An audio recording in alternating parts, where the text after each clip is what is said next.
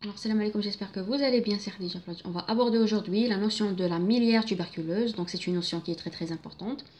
Et c'est une notion, c'est pas vraiment un cours, donc ça va être de façon très très rapide. Et si c'est la première fois que vous regardez mes vidéos, n'hésitez pas surtout à s'abonner à la chaîne pour recevoir toutes les vidéos que je poste. Et vous trouverez le lien de mon Instagram et de ma page médicale dans la boîte d'infos ainsi que dans le premier commentaire épinglé. Et voilà, c'est parti.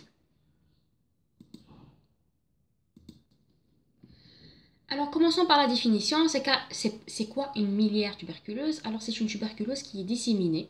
Donc, c'est une tuberculose qui atteint pratiquement plusieurs organes et ne se limite pas seulement aux poumons. Donc, c'est quoi une miliaire tuberculeuse? Donc, pratiquement, donc c'est une dissémination de la bactérie responsable de la tuberculose pulmonaire, c'est-à-dire le bacille de Koch, par voie sanguine pratiquement, par voie hématogène ou lymphatique, mais le plus fréquemment c'est par voie hématogène, vers plusieurs organes. C'est ça la définition de la miliaire tuberculeuse. Sur le plan radiologique, elle va se manifester par quoi? Elle va se manifester par des opacités micronodulaires ou nodulaires disséminées aux deux champs pulmonaires. On va les voir par la suite. Et la remarque là, elle n'est pas vraiment visible, mais elle dit qu'en cas de suspicion de diagnostic de miliaire tuberculeuse, on doit instaurer le traitement même en absence de preuves bactériologiques. C'est-à-dire même en absence de mise en évidence de la bactérie, on doit instaurer le traitement rapidement parce que c'est une urgence diagnostique et thérapeutique. Alors, j'attire votre attention que c'est le résumé de Rofeida. Donc voilà. Alors le diagnostic clinique, commençons par l'anamnèse, la notion de contact, donc la notion de contact avec avec une personne qui a eu une tuberculose pulmonaire ou que présente une tuberculose pulmonaire, absence de cicatrice de BCG parce que généralement la miliaire tuberculeuse atteint des enfants qui ne présentent pas, qui ne sont pas pratiquement vaccinés. Les signes généraux, tant que c'est une bactérie qui se trouve au niveau du sang, on aura un syndrome infectieux, notamment une fièvre, une asthénie.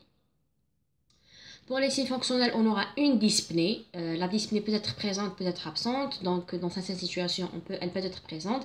Elle témoigne généralement de l'épanchement pleural ou bien de l'œdème qui se trouve dans l'interstitium, parce que généralement, c'est un syndrome interstitiel. Donc, de l'œdème qui se trouve dans l'interstitium du poumon et qui va causer cette dyspnée, un tirage ou une cyanose. Les signes extra-respiratoires, comme c'est une forme qui va atteindre plusieurs organes, donc on va retrouver un tableau qui n'est pas vraiment seulement respiratoire, mais on va trouver d'autres signes, donc comme la diarrhée, les céphalées, etc. Les signes physiques, donc examen normal ou bien un syndrome d'épanchement pleural.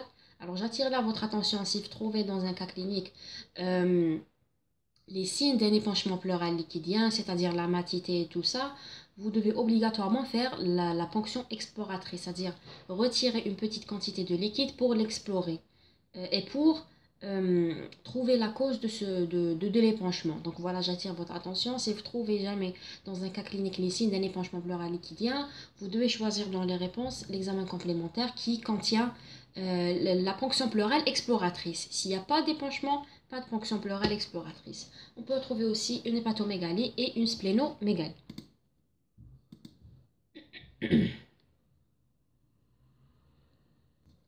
Alors, dans les formes graves qui atteignent les méninges, on peut retrouver un syndrome méningé, c'est-à-dire il témoigne de la souffrance méningée, c'est-à-dire la méningite.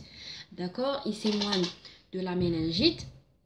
Dans ce cas, il témoigne de la méningite tuberculeuse qui est une urgence thérapeutique. Donc, la méningite tuberculeuse, elle va se manifester sur le plan clinique par une raideur de la nuque, des convulsions.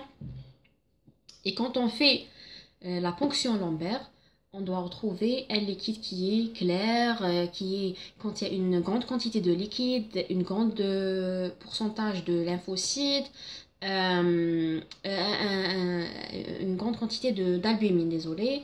Donc une hyperalbuminorachie, il est riche en lymphocytes. Donc voilà, ça nous oriente vers une méningite tuberculeuse. Deuxième cas de figure, c'est la radiographie thoracique. La radiographie thoracique, c'est un examen qui est essentiel. Au diagnostic, il va retrouver quoi? Il va retrouver des micronodules. C'est quoi la définition de micronodules? ce sont des petites opacités, c'est-à-dire ce sont des petites taches blanchâtres. Donc au niveau de la radio, ils sont opaques aux électrons, ce qui fait qu'ils vont se manifester comme des taches blanchâtres et dont la taille ou bien le diamètre est inférieur à 3 mm.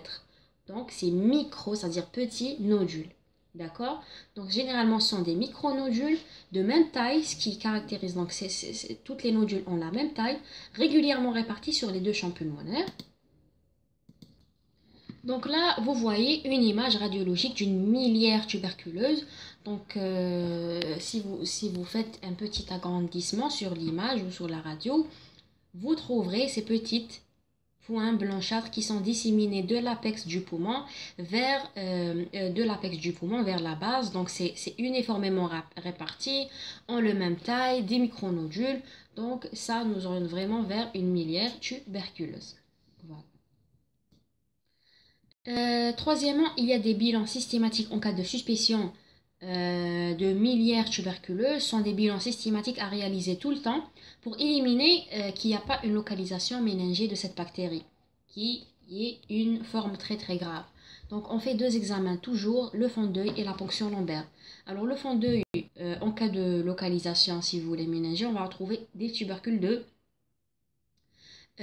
Buchot, donc qui contre-indiquent la ponction lombaire s'ils sont associés à un œdème papillaire. S'il y a un œdème papillaire, on ne peut pas faire la ponction lombaire. C'est pour cela qu'on fait toujours un fond d'œil avant de faire une ponction lombaire. Quand on fait une ponction lombaire, donc on doit examiner le liquide céphalorachidien. Et s'il y a vraiment une méningite tuberculeuse, on va retrouver un liquide qui est clair, hyperalbuminorachide, c'est-à-dire il y a une grande quantité, un pourcentage d'albumine, et il est riche en lymphocytes. Et sans oublier une hypoglycorachie, c'est-à-dire il est faible en glucose. Il est faible en glucose, généralement, à partir de quel seuil on parle d'hypoglycorachie? Quand la valeur est inférieure à 50% de la glycémie normale, de la glycémie de la personne.